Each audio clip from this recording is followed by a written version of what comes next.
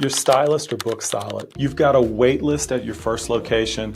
Your second location is finally ramping up and you're already scouting for that location number 3. You look successful, you feel busy, but then you look at your bank account and the profit just isn't matching the pace. The math, it's not quite mathing. You're working twice as hard, managing twice the staff for what feels like the same amount of profit. Now, if that's you really need to listen really closely. The secret to funding your 3rd, 4th, or 5th location, it's not more chairs. You don't necessarily need more marketing funnels. The secret is that you have to stop the leaks. You don't need more traffic. You need to strategically stabilize and cut the hidden costs to dramatically increase your bottom line. I'm Jay Boykin, and as a fractional CFO, I have spent my career in the financial trenches with high-growth business owners just like you, and I see this all the time. Thriving multi-location salon owners, they hit this painful profit wall. Why? Yeah, they've been told that growth is good, so they scaled their volume, but they just never scaled their profit. They scaled their complexity, they scaled their headaches, and they probably scaled their costs too.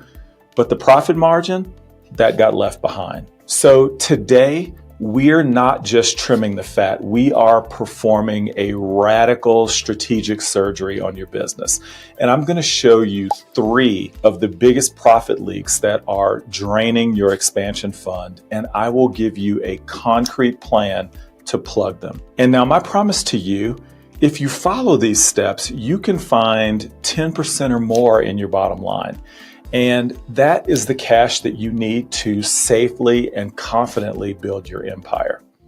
The first and biggest profit leak is the pricing mistake. Most salon owners that I meet, they set their prices by looking at the competitor down the street. So they charge $250 for a balayage. So you think that you'll charge $240 just to be competitive. And this is the fastest way to build a high stress and low profit business. You're building your empire. You're not copying theirs. So to fix this, we have to understand 2 key numbers. There's your floor and then there's your ceiling. Your floor is your true cost of service, or TCOS. This is the bare minimum, and do not go below this line number. You need to break even on that for your service. And this is not just tubes of color, it is your fully loaded cost of everything. So if we look at this, we've got your ceiling, we've got your floor, and we talked about the true cost of service. And you need your fully loaded wages. You need not just the hourly rate, you need the direct materials that are going to get used in that service and the share of that location. So that means the rent, the utilities, the technology, the booking software, everything that you're using. That number is your guardrail. It stops you from losing money. For example, if your true cost of service for a balayage at location A is $90, but you've got another location at a high rent downtown location and that's $120, you already know that you can't have a one price fits all. But here's the mistake that even smart owners make. They find their true cost of service and they might add 20% to that and they call it a day. And they're not pricing based on cost or on value. So we want to think about, when we start talking about your value, that's your ceiling. This is the perceived value that you create for your client. Your client is looking for a transformation. They are paying for experience. They're paying for the expertise of your team, the ambiance of your location, and they are paying for that feeling that they have when they walk out the door. So yeah, that second location that might be downtown, yeah, the true cost of service is higher, but its perceived value is also higher. Clients expect to pay a premium for that luxury, that high convenience experience. So you're not just selling 3 hours of time, you are selling confidence and artistry and expertise. So you've got to stop pricing your services near the floor and start pricing them closer to your ceiling. Calculate your true cost of service and do this for your top 3 services at each location. This is really your non-negotiable, your no line. And then you need to define your value. Why are you better? Is your technique patented? Your master stylist, do they have much more experience? Do you have an exclusive high-end environment? You've got a price based on the value that you deliver. And you're going to find that you can charge significantly more than your old cost plus or competitor matching pricing. So when you know your floor and you're confident in your ceiling, you can price with authority, and that is how you stop leaking profit on every single transaction. Okay, so before we get to leak number 2, I've got a question. Do you really know where your profit leaks are? Is it pricing? Is it somewhere with your team and efficiency? Is it cash flow? I have built a free 2-minute quiz to help you identify your number 1 profit leak. So I want you to go to jboykin.com/quiz or click that link down in the description. It is fast, it's free, and it's going to give you the exact clarity that you need to know where you can go to start. So go check it out. Now, the second massive profit leak is the efficiency leak. When you had one location, the things that work there might break at location number 3. So the manual processes and I'll just handle it myself. I'll keep the inventory in my head. That made you successful, but now it could be your biggest bottleneck. And so this is what I see. You might have a box full of receipts and you are paying your salon manager, who should be training staff and building a culture and selling your high value packages.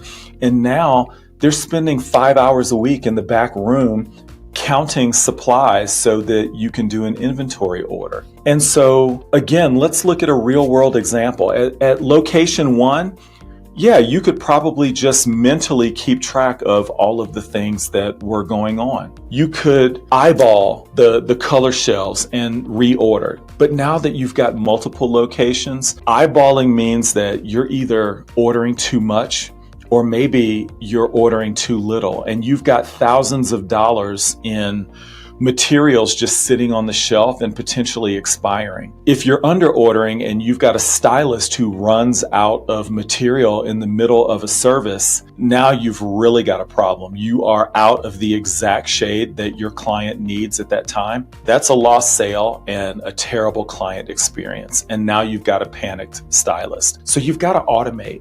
And when you scale, technology, it's not an expense, it is a profit generating investment. Your salon software, does it have a fully integrated inventory management system that automatically deducts things when they get used at the time of checkout? If not, you really need to look into one. Your expense tracking, use a tool that you can just take a picture of the receipt and then throw the receipt away. Now, your homework is to identify one key manual task that is stealing some of that high value time, either yours or your staff. Is it with inventory? Is it scheduling, payroll? Find a tool, implement it, and free up some key time. And again, that's not a cost. That is an investment that's going to pay you back every single week. Are you getting some clarity from this? Is this making sense? If this is the kind of strategic and human-centered financial leadership that you need to help you scale, do me a favor and hit that subscribe button and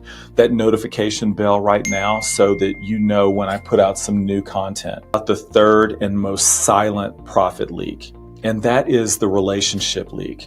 And this one is all about your cash flow. You've heard the saying that revenue is vanity, profit is sanity. But look, cash, that is king. And nowhere is this more true than when you're trying to scale. So if you think about it this way, if this cup is your single location business, the water that goes in this is the cash that you need to operate. Look, when you've got one location, it's pretty easy to keep the cup full. But now, when you open location 2, Or location 3, you're not just buying a second cup. You're now responsible for keeping both of these cups full at the same time. And the relationship leak is what drains that cup. And it can do that even when you're profitable on paper. So now, what's this leak? There's 2 places that this happens. Number 1, it's your vendors. It's the people that you pay, and your large contracts, the people who pay you. So with the vendor, that big fancy hair care line that you like to carry, you buy it from them, they love you, and now you're a multi-location account, and they've probably got you on net 30 terms. And so that means that you place an order and you've got to maybe write a check for $10,000 right up front, but it might take you 30, 60, 90 days or more to actually sell all that product and turn it back into cash. So now you've got your cash tied up and you're using your cash, your expansion money, to fund their operations. Now on the client side, let's just say that you landed a big on-site bridal party for next summer. And that's awesome. You took a tiny deposit, but you're not going to get the final big payment until the day of the wedding, or maybe after they get back from the honeymoon. That means that you've got to pay your stylist their day rate, maybe travel, buy all the supplies now, but you're not going to see your cash for months down the road. You just became a bank, and not even a really good one, because you're not charging interest. So here's the fix to both of those situations. You have to renegotiate those relationships. Call your big vendor. You don't have to be aggressive. Be a partner and just say, look, I'm one of your biggest partners in this region. I'm expanding. To do that successfully, I need to move our terms from net 30 to net 60, and use your scale as leverage. And for that big bridal party or other big clients, change your payment policy. Get 50% at the time of the booking, not just a small deposit. Incentivize them to even pay up front by giving them a small discount. And, look, that 5% cost of that discount is way cheaper than running out of cash. So you've got to close the gap between when your money goes out and when your money comes in. And that is going to help to keep your cup full. So look, let's bring this all together. You don't need to just cut cost. You don't need to fire staff or switch to cheaper, low quality products. That's really cutting into the bone. You need to perform strategic surgery to plug the leaks that are draining your profit. So number 1, fix your pricing. Stop guessing and calculate your true cost of service, where your floor is for every service at every location, and then price based on your value. Number 2, you got to fix your efficiency. Stop being a bottleneck. Identify one manual task and something that's stealing your time or your team's high value time, and then find some technology to automate this. And then fix number 3 is stop being a bank for your vendors and for your clients. Renegotiate your terms so that you can protect your cash. Now, when you do these 3 things, you're going to stop scaling your headaches and you're going to start scaling your profits. And you're going to find that 10% or even 20% that's been hiding in your business. And that is money that you can use to safely fund location 3, 4, or 5. And look, this isn't just about spreadsheets. It's about building a sustainable, resilient, and profitable business that serves you, your team, and your clients. And that's what human-centered financial leadership is all about. Your very first step is to go out and find your biggest leak. So now go right now to jboykin.com/quiz and take the free 2-minute quiz. Get that clarity so that you can start working on this today. I appreciate you watching. Now go plug those leaks.